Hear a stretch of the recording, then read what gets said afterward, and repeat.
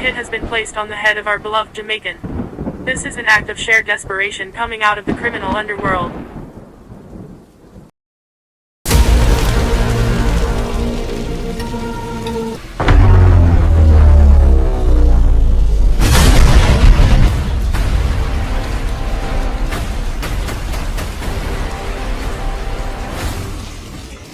The man is like a god.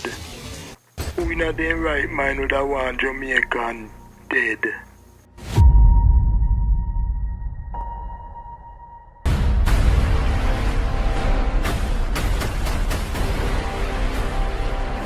Come in now. Where I go? May I go down the road, your driver? But you're not afraid? Me might be a serial killer. No, that's not possible. Why you say that? Chances of 2 serial killers in the same car at the same night, that's not possible. That's why me have to choke them with lightning and thunder.